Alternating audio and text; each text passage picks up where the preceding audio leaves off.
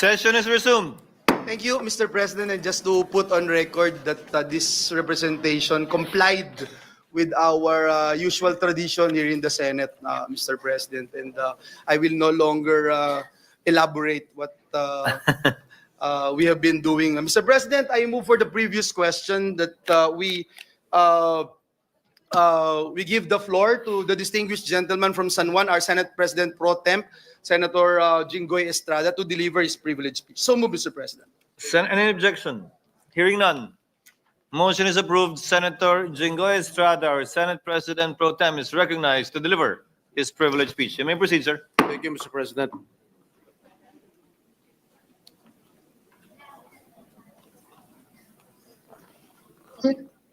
Hindi natin papayagan at palalampasin ang mga katiwalian sa pangangasiwa. Ang kapalpakan sa pagdisenyo at sa pagkakagawa, ang mababang kalidad at marupok na materyales, ang pagkaantala ng proyekto, at ang kapabayaan sa tamang pagmentina at pagkumpuni. Halimbawa, sa Kabagan, Santa Maria Bridge na sa Isabela, sinimulan noong 2014, ginastusan ng taong bayan ng 1 bilyon. 10 taon tinayo. Nung binuksan, ilang araw pa lang, giba na agad. Napakamahal. Ang tagal ginawa. Ang bilis na sira. Mr. President, my dear colleagues, good afternoon. I rise today on a matter of personal and collective privilege. 5 months after the reported collapse of the Kabagan Santa Maria Bridge, accountability has finally been demanded by the Department of Public Works and Highways, directed only at the driver of the dump truck operating a vehicle with an approximate gross vehicle weight of 89.63 metric tons. Such a heavy load exceeded the bridge's design load capacity of 33 tons and violated the 45-ton maximum allowable gross vehicle weight, or the MAGVW, under Republic Act number 8794 and its revised IRR. As fate would have it, the bridge, 12 years in the making and opened for just over 20 days, collapsed. Hailed as one of the engineering wonders and the gateway to the Cordilleras, this road network was one that our kababayans had long looked forward to for decades. Para sa mga kababayan natin na buhay na tinatawid ang daan papuntang Isabela, isang malaking kaginhawaan sana ito. Ngunit ang kanilang pagbubunyi ay panandalian lamang. Mr. President, I take this floor to demand answers. Why did a bridge into which we poured over 1.2 billion of taxpayers' money, meant to be a symbol of strength and connection, become instead a symbol of failure for the government? Sino po ang dapat managot? Sino ang may sala? Nakakadismaya na matapos maimbestigan ito ng Senate Blue Ribbon Committee sa pangunguna ng ating kasamahan na si Senator Alan Peter Cayetano, ay ang nakakabahalang kawalan ng malinaw na pananagutan mula sa taong responsable sa pagpapatupad ng proyektong ito. Based on all the documents my office has gathered, no information what was submitted to the DPWH explaining how the designer of the 990-meter bridge, Mr. Alberto Cañete, a supposed bridge expert, or the joint venture of United Technologies Consolidated Partnership, PERT Consult International and Scheme Engineers and Associates, arrived at its design. The special committee report by the DPWH on the collapse of the Kabagan Santa Maria Bridge, submitted to the Blue Ribbon Committee last April 30, noted that based on limited research, there is no known precedent for this exact structural configuration in either local or international bridge projects. Mr. President, it was an iconic bridge of unique form not typically constructed by DPWH. So why was such a design approved without the necessary technical documentation? Was due diligence not exercised in reviewing the safety, appropriateness, and long-term durability of the structure? Sa pagsusuri ko ng nasabing special committee report ng DPWH, sa kalagitnaan pa lamang ng pagpapatayo nito noong 2017, ay nakitaan na ito ng mga significant signs of failure. And from the very beginning, the whole bridge structure was bound to fail. This was according to then project engineer Mr. Felipe Lingan. Gayunpaman, Ginoong Pangulo, itinuloy pa rin ito at ang tanging naging solusyon ay retrofitting at epoxy injection. At ang masaklap pa dito, Mr. President, my dear colleagues, ay inako ng gobyerno ang gastusing ito na nagkakahalaga ng humigit kumulang na 400 million pesos. Retrofitting or repair works due to the constructor's mistake should be shouldered by RD Interior Junior Construction. That is very, very basic. Nagkaroon ng third-party consultant na nagsagawa ng audit o inspection at makailang ulit magkaroon ng technical evaluations, the root causes of these defects remain inconclusive. Mr. President, bumagsak na ang tulay, ngunit hindi pa rin matukoy kung saan nagkamali, sino ang nagkamali, at kung sino ang dapat managot. And upon further review of the said report, none of the companies that participated in the bidding were declared eligible. Sa mga lumahok sa bidding, ni isa ay walang karampatang karanasan para gumawa ng structural steel bridge project na kamukha ng Kabagan Santa Maria Bridge. Sa kabila nito, na-award pa rin sa RDIJC ang nasabing proyekto. In the said Special Committee report of the DPWH, the filing of appropriate actions against the design consultant, Mr. Cañete, and the contractor, RDIJC, is being recommended. Ginoong Pangulo, sa mga umiral na batas, kapag nag-collapse ang isang struktura dahil sa depektibong plano, specifications, construction methods, o paggamit ng substandard materials, dapat managot ang mga engineer at arkitekto na nag-prepare, nag-review, at nag-aproba ng mga plano at ang kontraktor na nagsagawa ng proyekto. But aside from the truck driver, design consultant, and contractor, what about the public officials who exercised oversight functions? Why is there no mention of disciplinary actions against these supervising officials whose approval and oversight, or lack thereof, enabled this tragedy?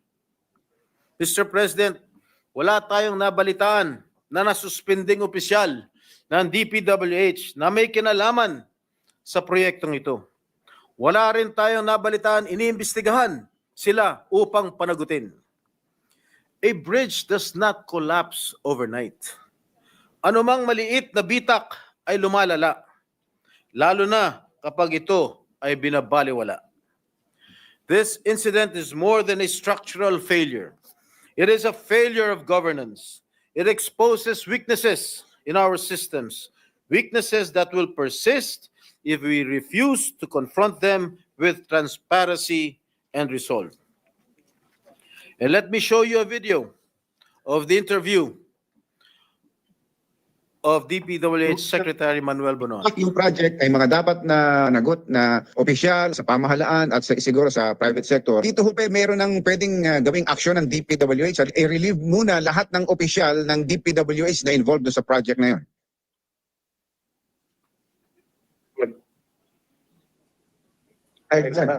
Wala na pala. Ano pong pinakamataas na ranggo nung i-recommenda po niyong makasuhan?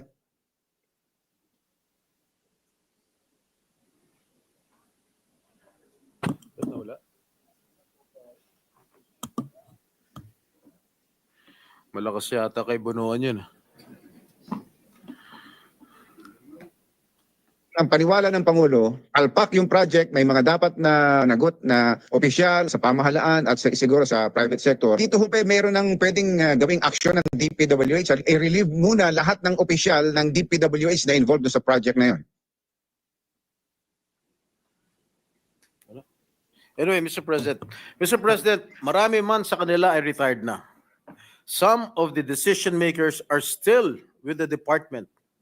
Sa aking pagkakaalam, 2 sa Assistant Secretary ng DPWH ngayon ay naging Regional Director ng Region 2 noong panahon ng construction at retrofitting ng tulay at 3 undersecretaries naman ay malinaw na matagal nang may control sa budget, supervision and oversight over the project ay nananatili sa pwesto at mukhang nabigyan pa ng karagdagang trabaho at dagdag na responsibilidad pagkatapos bumagsak ang tulay. Hindi kaya silang pinatutungkulan ng Pangulo nung sinabing, mahiya naman kayo? Mr. President, mahirap tanggapin na sa mga susunod na araw ay haharap sa kaso ang maliit na tao na tulad ng driver ng truck na pananagutin ng DPWH, samantalang pinagtatakpan nila ang kanilang mga kasamahan. I urge the DPWH to take full responsibility and accountability, not only by pursuing private contractors, but also by holding accountable its own officials who were involved in the planning, approval, and implementation of this project. Public confidence demands nothing less. Explain the approval process, identify the lapses in monitoring and enforcement, and most importantly, assure the public that this will never happen again, not through promises, but through concrete reforms in design, review, safety compliance, and project oversight. The bridge that was meant to stand strong for generations collapsed in less than 3 weeks. Its collapse should serve as a warning. When safety is compromised, when accountability is absent, it is the people who will pay the price. I am not here to point fingers at anyone. I only hope that we use this incident to mark the beginning of a renewed commitment to engineering integrity, public safety, and true accountability. Thank you, Mr. President. Majority Leader. Thank you, Mr. President. Mr. President, the distinguished gentleman from the great province of Tarlac and Rizal, Senator Rodante Marcoleta, wishes to interpolate the distinguished gentleman from San Juan, our Senate President Pro Temp. I move that they be recognized, Mr. President. Senator Rodante Marcoleta is recognized. Thank you, Mr. President. I know my friend will yield to a few clarificatory questions by way of interpellation. How did you know that I will yield? Wala ka namang choice eh. Gladly, Mr. President, I feel honored and Mr. President, I want to know if the Honorable Senator is also aware of several falling bridges before this bridge subject matter of his speech. I am not fully aware of any bridge that has collapsed. May I? But here, I just my staff just gave me a list of the bridges that had collapsed in October 28, 2024. The Magapi Bridge in Balete, Batangas, collapsed allegedly due to strong flood currents and the large number of uprooted trees carried by the water during Typhoon Christine. And the Bantilan Bridge, a 30-meter concrete span connecting Batangas and Quezon, allegedly collapsed on October 29, 2022, allegedly due to raging river currents and floods. And the Carlos Romulo Bridge in Bayambang, Pangasinan, collapsed on October 20, 2022. The collapse was allegedly caused by 2 overloaded dump trucks that exceeded the bridge weight capacity. And the Borja Bridge collapsed on June 16, 2022. This was allegedly caused by a 12-wheeler dump truck that exceeded the bridge's weight limit. And the Loay-Clarin Bridge, I think this is in Bohol, which spans the famous Lobok River. And this resulted in 4 fatalities and 18 injuries.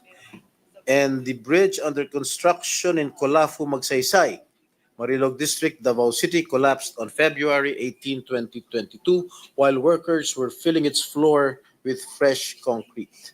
And lastly, the steel bridge collapsed in Barangay San Isidro, Mahayhay, Laguna on January 29, 2022. That's all, Mr. Chair. So, President. Mr. President, I think the Honorable Senator will agree that we're fast becoming a country of falling bridges. I agree with you, my good friend, Senator Marcoleta. In regard to this bridge in Isabela, subject matter of your speech, Mr. President, wala bang weighing scale or weighing station or weighing facility na itinalaga ang local government or national government para sa ganon yung lahat ng dadaan ng mga behikulo? Kasi, Mr. President, alam naman natin na Isabela ay agricultural economy. It consists something like 29.8% agriculture products at 25% industry. Kaya kinakailangan po siguro merong tagatimbang sa lahat ng mga truck na dadaan. Napakasimple naman sigurong problema ito. Bakit wala man lang nakaisip na maglagay po ng isang timbangan doon para sa mga sasakyan na dadaan? Sa aking pagkakalam po, Ginoong Pangulo, ay wala pong weighing bridge na nakalagay po rin sa Kabagan Santa Maria Bridge. Kaya siguro bigla na lang pumasok itong overloaded na truck na nag-weigh ng 89.63 metric tons. Kaya po bumagsak, overweight to ng 43 metric tons. Kaya siguro bigla hong bumagsak ang tulay ng Kabagan na Santa Maria Bridge, Ginoong Pangulo. Binanggit po ninyo sa inyong speech, Mr. President, Your Honor, na ang isa sa nakadidismaya matapos ito'y maimbestigahan sa pangunguna ng ating kasama, Senator Alan Peter Cayetano, ay nabahala po kayo na malinaw na may kawalan ng pananagutan mula sa mga taong responsable sa pagpapatupad ng proyektong ito. Tama po ba yung aking narinig? Tama po kayo, Ginoong Pangulo. Ibig bang sabihin po ay hindi natukoy ng investigasyon ng ating kasamahan ang mga responsableng tao na mayroong kasalanan dito sa bagay na ito? Ginoong Pangulo, ang sa pagkakalam ko, fact-finding lamang po ang ginawa ng Yun nga po. DPWH. Dahil At wala pong fact-finding- mga pangalan na binanggit. Ngayon, kung ako po itatanong ninyo kung sino-sino po ang magiging responsable, sasabihin ko po sa inyo kung sino-sino po itong mga ito. Salamat po, Mr. President, Your Honor, kasi po meron kayong binanggit dito na dalawang assistant secretary ng DPWH sa panahon na ginagawa ang proyektong ito na nakatalaga sa Region 3 o Region 2 at 3 undersecretaries naman ang malinaw na meron ding control sa budget at supervision sa panahon na ito'y ginagawa. Tama po ba? Tama po kayo, Ginoong Pangulo. Para po malaman ng ating kapulungan, maaari po bang sabihin natin kung sino po itong mga taong tinutukoy po ninyo, Mr. President, Your Honor? Maraming salamat, Ginoong Pangulo. Nagtanong na rin po kayo kung sino-sino po itong mga tao. Hindi ko nabanggit sa aking privilege speech. Subalit nagtanong po kayo, mapipilitan ko pong ibulgar kung sino-sino po itong mga taong responsable sa pagbagsak nitong sa pag-collapse nitong tulay sa Kabagan Santa Maria. Unang-una, si Assistant Secretary for Regional Operations in Luzon, Loretta Malaluan. She succeeded Neri Bueno, now Asik Bueno, as Regional Office Region 2 Director, the time when the bridge project was already facing structural problems. Siya ang nagrekomenda noong January 2021 na pondohan ang retrofitting na nagkakalaga ng 233.5 million o yung pagsasagawa ng epoxy crack repairs. In March 2022, she formally requested that the project be reclassified from a replacement to a retrofitting strengthening project given the persistent structural issues. Pangalawa po, Ginoong Pangulo, Assistant Secretary for Regional Operations in Visayas and Mindanao, Neri D. Bueno. Siya po, as then Regional Office 2 Director, Engineer Bueno was involved in the implementation of Phase 1 and Phase 2 of this project. In 2018, then Project Engineer Felipe Lingan began reporting early signs of possible bridge failure. Noong pa lang 2018, nakitaan na nitong si Mr. Lingan na medyo malapit na magkolapso o may failure, early signs of bridge failure. These warnings were either not acted upon or were not sufficiently addressed under Bueno's leadership, which became a notable concern in later investigations. Ginoong Pangulo, yung tatlo pong nabanggit kong undersecretaries, napapangalanan ko rin ngayon. Ito po hanggang ngayon ay nanunungkulan pa rin bilang undersecretary ng DPWH. Unang-una, Undersecretary for Regional Operations in Luzon, Ginoong Eugenio Pipo Jr. Siya po ang nangasiwa ng construction ng tulay nang sinimula ng pagpapagawa nito noong 2014 bilang NOI Assistant Secretary for Operations. It was under his watch that the early stages of construction proceeded even when structural issues began to surface. And in June 2018, the DPWH engineers identified critical defects after the concrete slab was poured at span 8. Masyado na technical to. Among the most alarming were sheared bolts and shifting columns, clear indicators of serious design and construction flaws. Yet, despite these warnings, construction continued with no decisive intervention from Pipo's office. His failure to halt the project or escalate the issue for re-evaluation allowed the risks to persist unaddressed. Pangalawang Undersecretary for Regional Operations in Visayas and Mindanao, Ginoong Ador G. Canlas. Siya po ay Assistant Secretary for Regional Operations in the Cordillera, Regions 1, 2, 9 at 13 noong taon 2022. Retrofitting began in 2023 with 285 million allocated for structural strengthening. The engineering designs were completed and submitted, and multiple iterations of the as-staked plans were prepared by DPWH Region 2. And during this phase, Undersecretary for Technical Services Ador Canlas became directly involved. He approved key engineering plans on December 19, 2023, and later a revised retrofitting plan on May 22, 2024. These approvals were crucial in authorizing the construction activities intended to stabilize the bridge. And lastly, Mr. President, Undersecretary for Planning Service and Public-Private Partnership Service, Maria Catalina Cabral. Ang kanyang opisina ang nag-aproba para pondohan ang isinagawang kontrobersyal na retrofitting ng tulay na dapat ang kontraktor ang gumastos dahil nasa ilalim ng warranty period. Dahil dito, gumastos pa ang ating gobyerno ng karagdagan na 400 million pesos. Ang halagang ito ay 50% ng original contract price ng tulay, Ginoong Pangulo. Yun lang po, Ginoong Pangulo. Mr. President, tatlong undersecretaries, ibig bang sabihin ito, may basbas ito sa kanilang secretary, Mr. President? Well, that sa akin palagay, command responsibility po yan. Hindi naman po kikilos itong mga undersecretary kung wala hong basbas ang namumuno.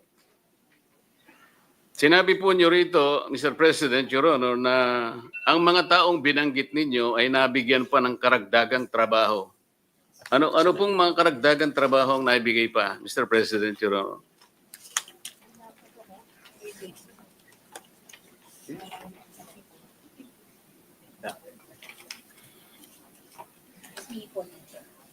Habang binabasa po ninyo yan, karagdagan sigurong impormasyon, Mr. President, meron po akong nabasang isang parang briefing na dalawa po sa binanggit yung undersecretaries parang nagkaroon po ng pagbabago, atas ng panibagong katungkulan, nagmula mismo sa tanggapan ng DPWH. Tama po kaya yun? Tama po Mr. kayo, President, Your Honor? Tama po kayo, Ginoong Pangulo. Nasaan? At binanggit din po ninyo sa inyong speech, Mr. President, Your Honor, na tila kayo'y nagsususpecha at maaaring sila pinatutungkulan ng Pangulo nung sinabi niyang mahiya naman kayo.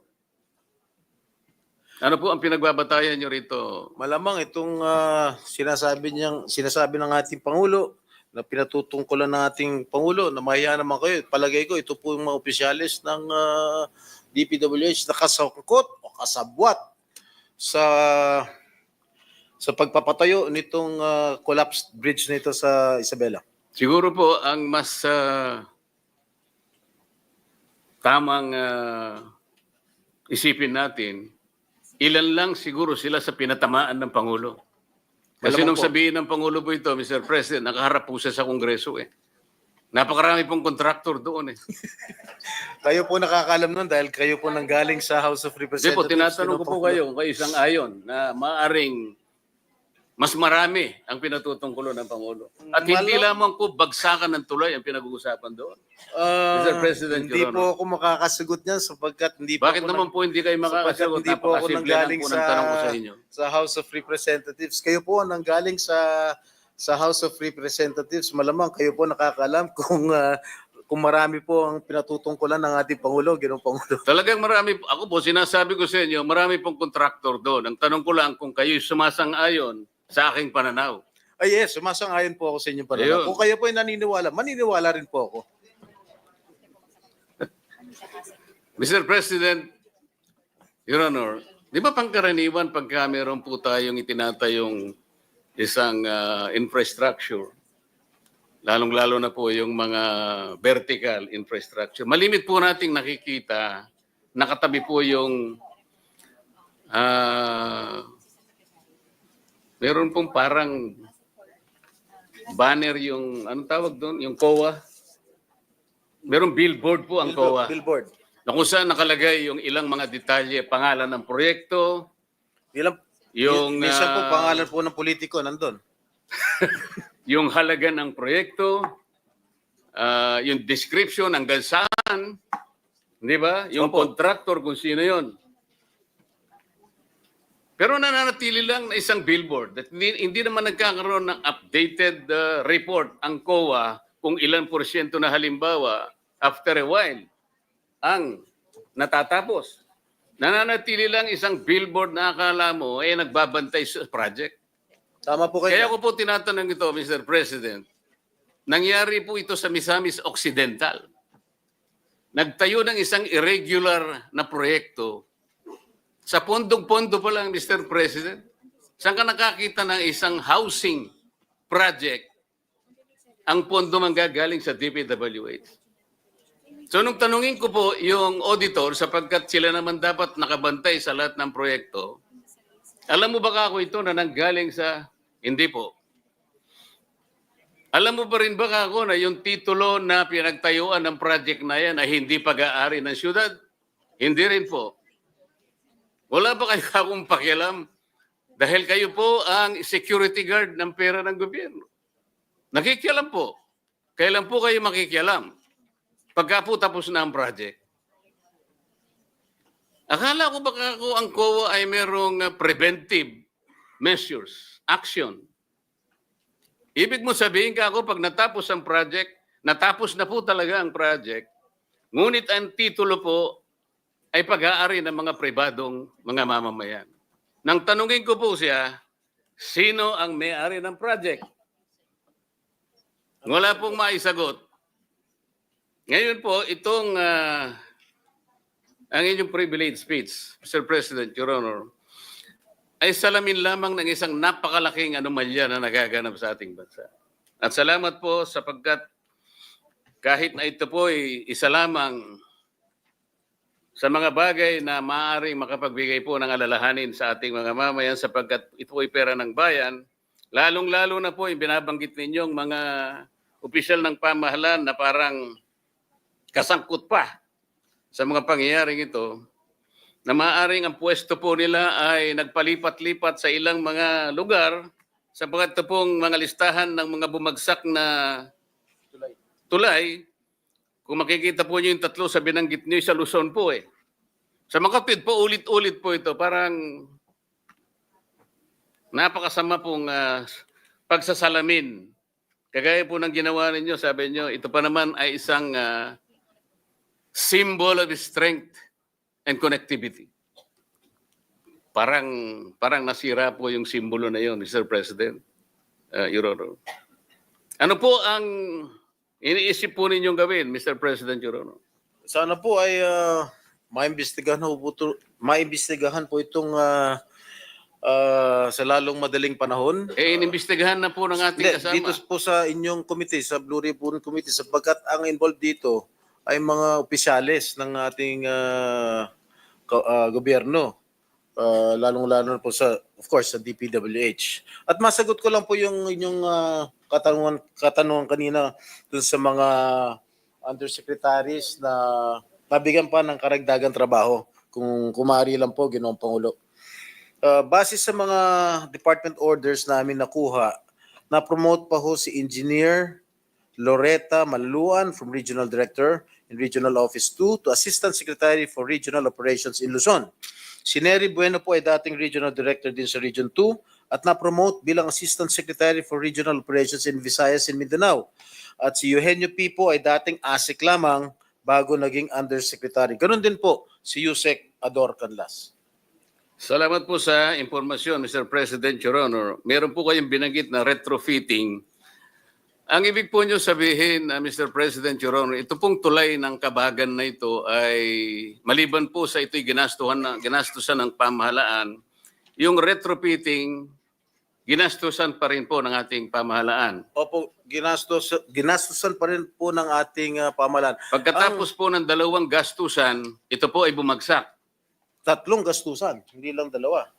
Tatlo nga po. Ang retrofitting po, ang ibig sabihin po ng retrofitting, para sa pagkakalam ko, hindi po ako inhinyero, no? Sa pagkakalam ko, is to strengthen the structure, Ginoong Pangulo. Pero, gastusan na ng gobyerno ang retrofitting, bumagsak pa rin after so many weeks. Kaya,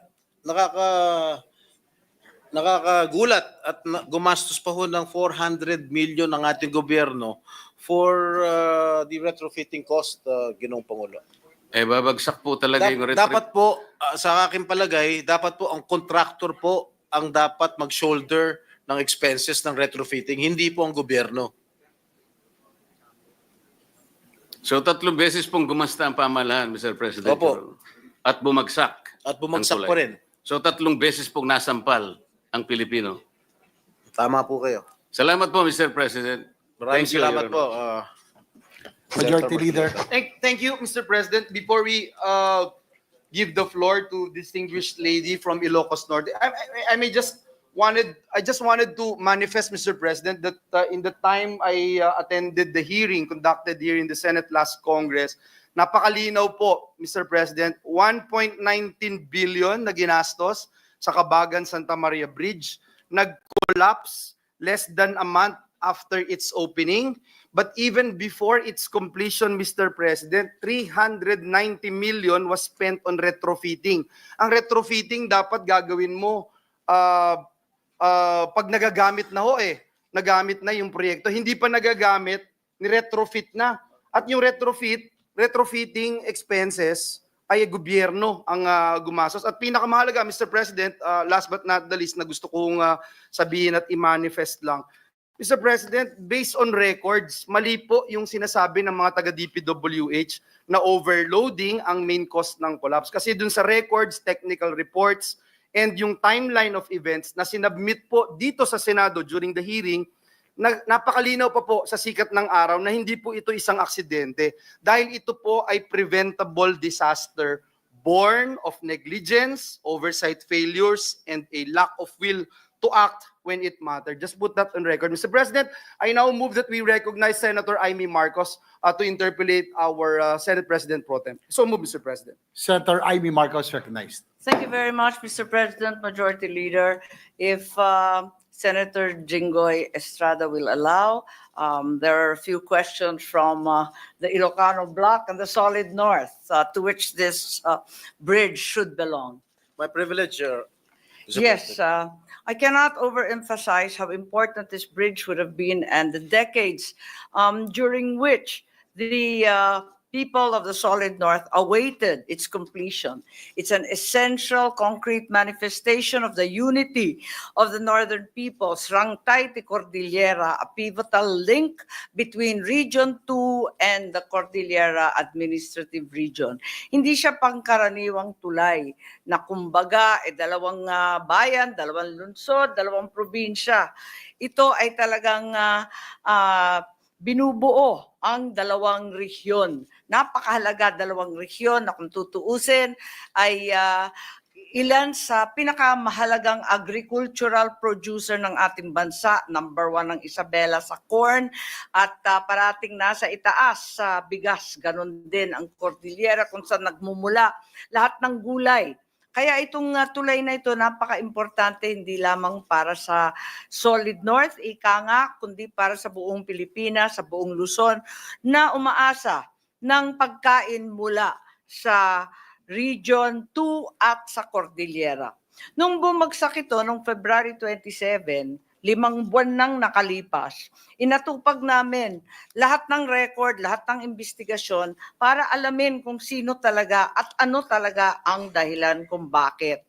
Ngayon, nagtataka kami kasi maraming pangalan na lumilitaw na pagkataas-taas na pwesto, kulang lang sa sekretary. Andito yung mga USEC, andito pa yung ASEC.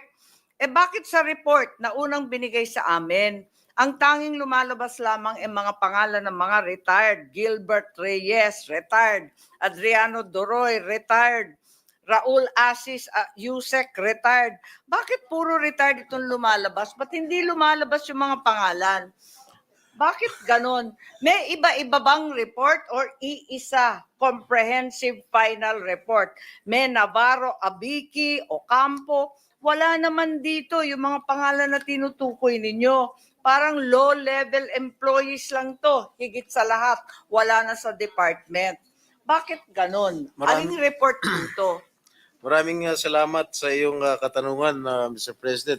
I can only surmise, Mr. President, na talagang baka meron ho silang kino-cover up, meron ho silang tinatakpan ng mga opisyales ng DPWH. Kaya yung mga nabanggit niyong mga pangalan, lahat po yung mga pangalan niyan ay mga retirado na Yun na nga DPWH. Yung mga nabanggit ko pong pangalan ay active pa rin na nagtatrabaho at nanunungkulan bilang ASEC, bilang USEC ng DPWH. That's why I can only surmise na talagang meron ho silang na tinatago o kino-cover up.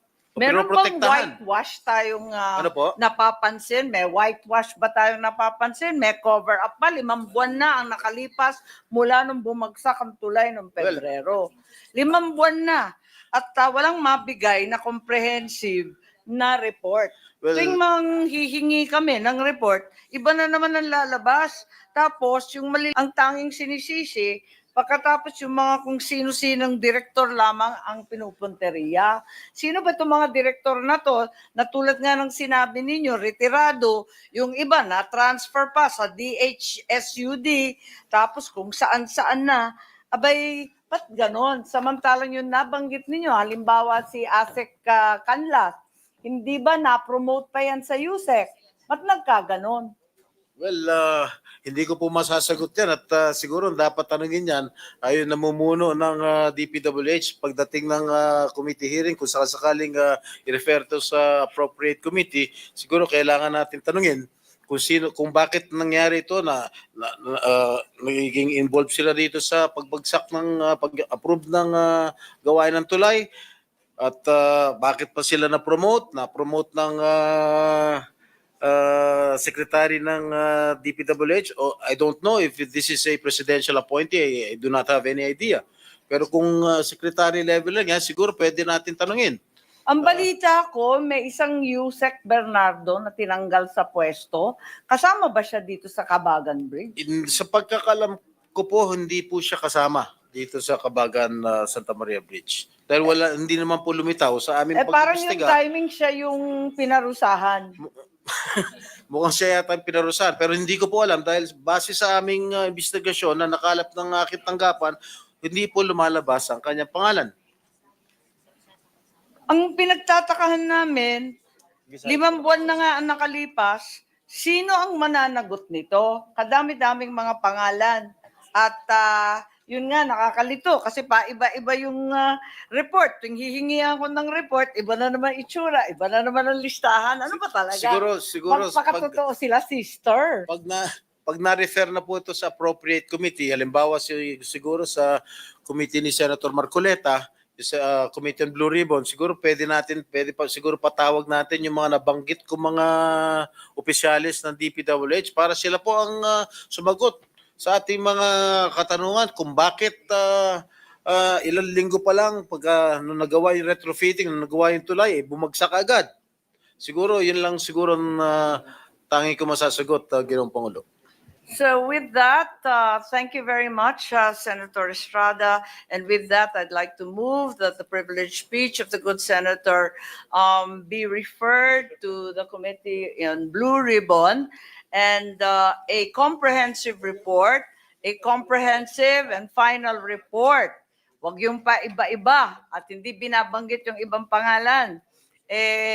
Maibigay sa mga senador once and for all para matuklasan kung pananagutan nga ni na Asek Bueno, Malaluan, Yusek Pipo, Cabral at Kanglas itong pangyayari na nakakalugmok sa aming lahat na umaasa lamang sa infrastrukturang maayos sa ating Solid North. Maraming salamat po. Yes, Majority Leader. Thank you very much, Mr. President. Mr. President, at this juncture, may I respectfully move that we refer the privileged speech of Senator Jinggoy Estrada and all the interpellations and the manifestations thereon to the Committee on Accountability of Public Officers and Investigations. I so move, Mr. President. Is there objection? There being none, motion is approved. Mr. President, at this juncture, the good gentleman, Senator Erwin Tulfo, is also seeking the floor to deliver his privileged speech. May I move that he be recognized, Mr. President? Senator Erwin Tulfo is recognized to deliver his privileged speech. Thank you, Mr. President. Mr. President, esteemed colleagues of this august chamber, today I rise and take the floor on matters of personal and collective privilege concerning a growing and deeply troubling issue in one of the most environmentally rich and biodiverse provinces of our country, Palawan. In the highly urbanized city, I rise and take the floor on matters of personal and collective privilege concerning a growing and deeply troubling issue in one of the most environmentally rich and biodiverse provinces of our country, Palawan. In the highly urbanized city of Puerto Princesa, I have received reports and personally witnessed how waterways such as rivers, creeks, and canals there have been diverted, piped over, or outright buried beneath roads and commercial properties. The consequences are already visible. Urban flooding and severe siltation of surrounding coastal and marine ecosystems. On July 19, 2025, Mr. President, Tropical Depression Christine forced the evacuation of 6,375 residents across 31 barangays in Puerto Princesa City due to massive flooding, underscoring the growing intensity of inundation in the city. And last February 10, 2025, heavy rainfall from an intertropical convergence zone, shear line and low pressure area submerged 11 barangays of the city to chest or waist deep flooding, paralyzing infrastructure and requiring over 1,000 truck trips to haul floodwaters. These events demonstrate the critical importance of upholding legal safeguards against encroachment in vulnerable zones. Article 51 of Presidential Decree number 1067, or the Water Code of the Philippines, expressly provides that the banks of rivers and streams and shores of the seas and lakes throughout the entire length and within a zone of 3 meters in urban areas, 20 meters in agricultural areas, and 40 meters in forested areas along their margins are subject to the easement of public use in the interest of recreation, navigation, floatage, fishing, and salvage. No person shall be allowed to stay in this zone longer than what is necessary for recreation, navigation, floatage, fishing, or salvage, or to build structures of any kind. Additionally, the unauthorized obstruction of a river or waterway or occupancy of a river bank or seashore without permission is punishable under Article 91 of the Water Code of the Philippines. Mr. President, the continued presence of illegal structures is not only a blatant violation of our environmental laws, it is also an affront to environmental integrity and a ticking time bomb for the safety and welfare of communities downstream. Our laws are clear. It is the duty of the local government units, the Palawan Council for Sustainable Development, the Department of Public Works and Highways, the Department of Environment and Natural Resources, and the National Water Resource Board to ensure the protection and upkeep of water system, not just for current use, but for future generations. If we allow this, Mr. President, not only are we setting a dangerous precedent, but we are also failing in our constitutional duty to protect the environment and uphold public interests over private gain. Therefore, I strongly urge the Senate, number one, to conduct an inquiry in aid of legislation to strengthen the existing relevant environmental laws and enforcement mechanisms. Two, direct the PCSD, DNR, DPWH, and DILG to investigate and submit a full report on the unauthorized structures obstructing waterways and natural drainage systems in the region, specifically identifying the persons responsible for building these illegal structures and public officials who are accountable for approving building permits for these illegal structures in the area. And finally, Mr. President, let this chamber send a strong message that no one, not even powerful individuals or businesses, can place private interests above public safety, ecological balance, and the rule of law. Palawan is a national treasure, Mr. President. Its rivers, springs, and creeks are not just part of its natural beauty. They are lifelines for communities, for agriculture, for ecosystems that sustain life. Let us not wait until the next flood, the next drought, or the next landslide to occur before we act, Mr. President. Thank you, Mr. President. I yield the floor. Majority Leader. Yes, thank you, Mr. President. Before this representation refer the speech of the good gentleman from Davao, may I just put into the records that we support the call of Senator Erwin Tulfo to look into this and that ask some questions. I move that he be recognized, Mr. President. Senator Rodante Marcoleta is again recognized. Thank you very much, Mr. President. I understand my colleague would like to entertain a few questions. By all means, Mr. President. Thank you, Mr. President, Your Honor. I congratulate my colleague for delivering this speech, Mr. President, because I think we cannot undermine the importance of the measures in order to protect our rivers, our springs, and creeks and other tributaries. I just wonder, Mr. President, Your Honor, if you have come across an office called RBCO. When I went to Palawan, Mr. President, I called for a meeting with the LGU, with the PCSD, DNR. Yes, I've heard of it. Unfortunately, Mr. President, they did not show up that day. RBCO stands for River Basin Control Office, Mr. President. Tama po. I believe this is the lead government agency to implement any integrated project in regard to the management and development of river basins.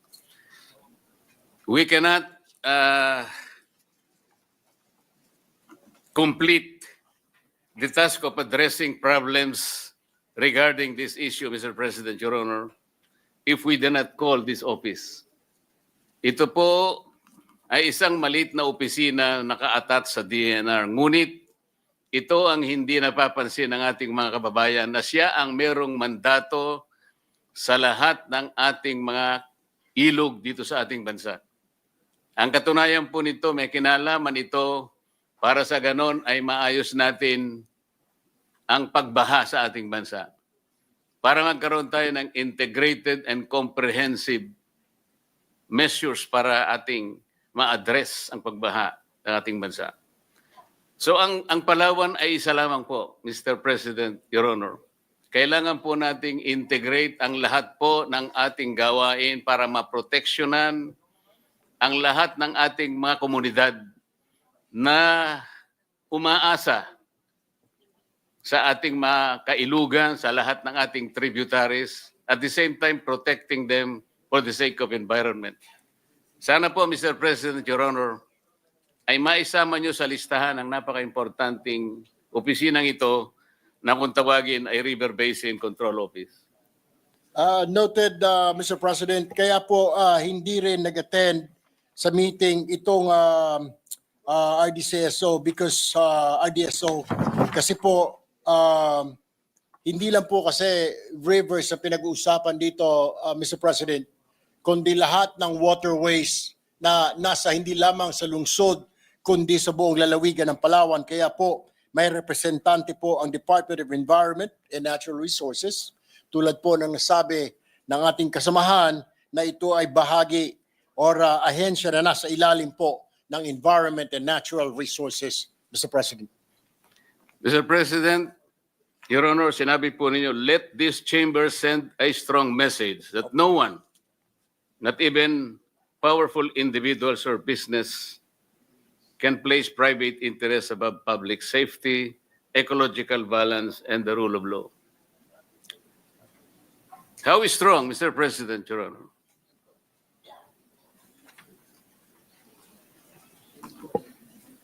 Kaya nga po, Mr. President, tama po yun. Ito pong mga nangyaring disasters, maliwanag po na may mga violations po sa buong Palawan, particular na po sa lungsod ng Puerto Princesa, ay hindi lamang po apektado ang naturang lalawigan at lungsod, kundi ang buong bansa. Ang problemang ito ay ipinarating sa aking tanggapan ng mga residente ng Puerto Princesa, and there is an urgency. Ang problema po, hindi lang po sa Palawan nangyayari ito ngayon, kundi sa iba't ibang lugar ng ating bayan. Maging sa Metro Manila, ang pagtatayo ng mga istruktura sa mga ilog dito po sa Metro Manila at iba pang bayan. Kaya nga po ang mensahe, it does not matter kung sino po yan. Kailangan po natin ng strict enforcement of the law.